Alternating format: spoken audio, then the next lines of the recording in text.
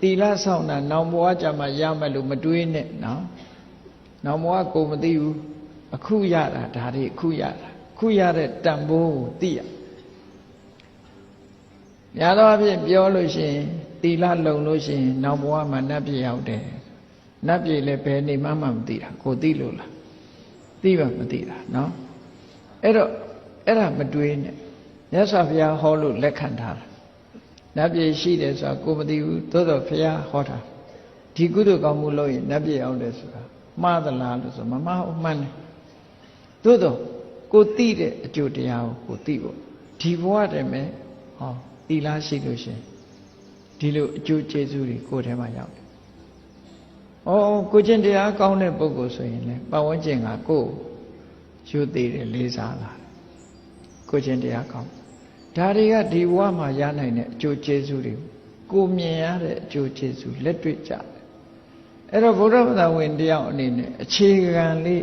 အခုလောက်တင်ကိုလုံးရှိမယ်ဆိုရင်တော့အမှန်တမ်းကျေနပ်စရာကောင်းတဲ့အနေအထားမျိုးရတရဏဂုံအမျိုးအစားနဲ့ပတ်သက်ပြီးတော့မှတ်သားဖို့ရှိတယ်တရဏဂုံတည်ဖို့ဆိုတာတရဏဂုံအမျိုးအစား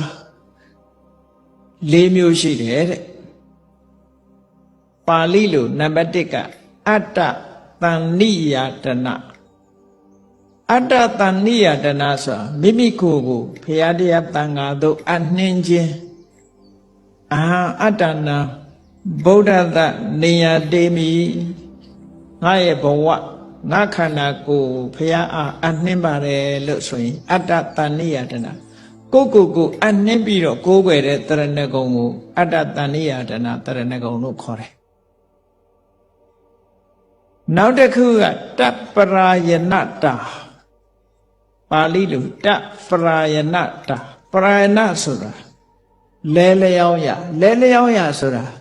ဖះမတပါအာကိုရမရှိဘူးဖះကိုပဲအာကိုပါတယ်လို့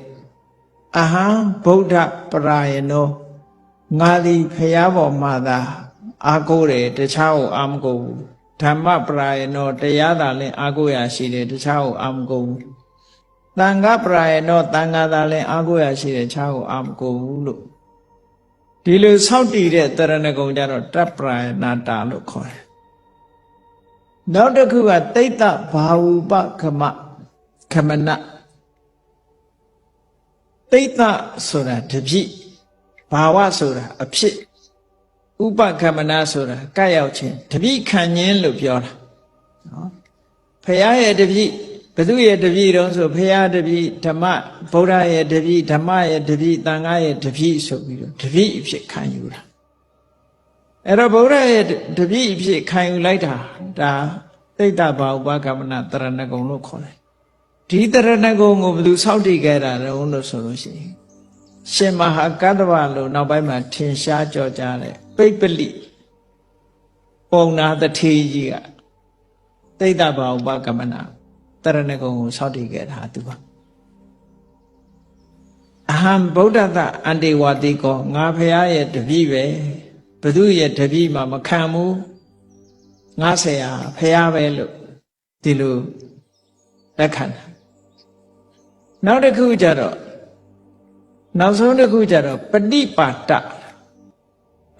ဒဆိုတာလက်အုပ်ချီတာတို့ရှ िख ိုးတာတို့အယုသေးပေးတာဘယ်သူမှဘယ်ဖရာကိုမှလက်အုပ်ချီခြင်းအယုသေးပေးခြင်းရှ िख ိုးခြင်းဆိုတာမလုပ်ဘူးဒီဗုဒ္ဓဓမ္မသံဃာကိုသာလည်းလက်ဥချီခြင်းယိုသိပေးခြင်းရှ िख ိုးခြင်းလုပ်မယ်လို့ကိုယ်စိတ်ကိုဆုံးဖြတ်ထားပြီးတော့ကိုယ်ွယ်တာယိုသိပေးတာဒါပဏိပါဒလို့ခေါ်တယ်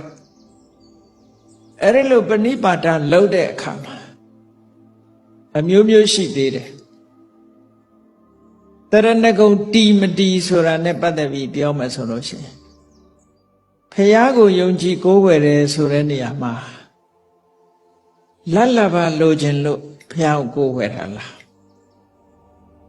ဆရာသမားဖြစ်လို့ဘုရားကိုကိုးကွယ်တာလားဆွေမျိုးတော်လို့ဘုရားကိုကိုးကွယ်တာလားအေးမကိုးကွယ်ဘူးဆိုရင်ပတ်ဝန်းကျင်ကကိုယ်ကဲ့ရဲ့ရှုတ်ချမှမှုကြောက်လို့ကိုးကွယ်တာလားဒီလိုရှိတယ်အကယ်၍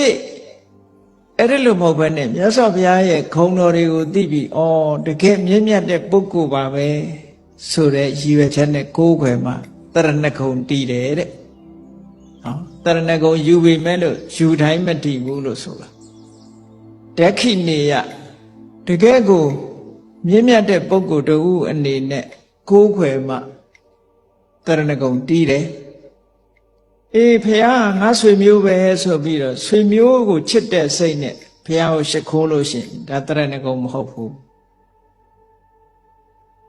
ကိုယ်အမျိုးကိုကဘာမသိညာမသိဒီဖះပဲကိုးကွယ်တယ်ဆိုတော့အမျိုးရိုးလိုက်မိယိုးဖလာပေါ့အဲ့လိုမိယိုးဖလာကိုးကွယ်ရင်လည်းပဲတရဏဂုံအစစ်မရဘူးညာတိကုလအာစာရဆရာအနေနဲ့ကိုးကွယ်လို့ရှိရင်လည်းပဲဟုတ်လားအာစရိယအနေနဲ့ကိုးကွယ်လို့ရှိရင်လည်းမရဘူးဘယ်ရကြောက်လို့မကိုးကွယ်ရင်မင်းကိုးကွယ်ရမယ်မကိုးကွယ်ရင်မလုပ်မယ်ညာလုပ်မယ်ဆိုရင်ကြောက်လို့ကိုးကွယ်တာဆိုရင်လည်းပဲတရဏဂုံမတည်ဘူးတဲ့ဒါကြောင့်မို့ပဏိပါဒဆိုတဲ့ဒီကိုအလေးအမြတ်လက်အုပ်ချီခြင်းရှိခိုးခြင်းဆိုတဲ့ဒီအမှုတွေကိုပြုတယ်လို့ဆိုတဲ့နေရာမှာမြင့်မြတ်တဲ့ပုဂ္ဂိုလ်တူအနေနဲ့လုံးမတရဏဂုံတရားရောက်တယ်လို့ဒီလိုစာပေကျမ်းဂန်မှာဆိုထားတယ်တခါအဲ့ဒီတရဏဂုံနဲ့ပတ်သက်ပြီးတော့မှတ်เสียနော်အဲ့ဒီလောကီတရဏဂုံဟာ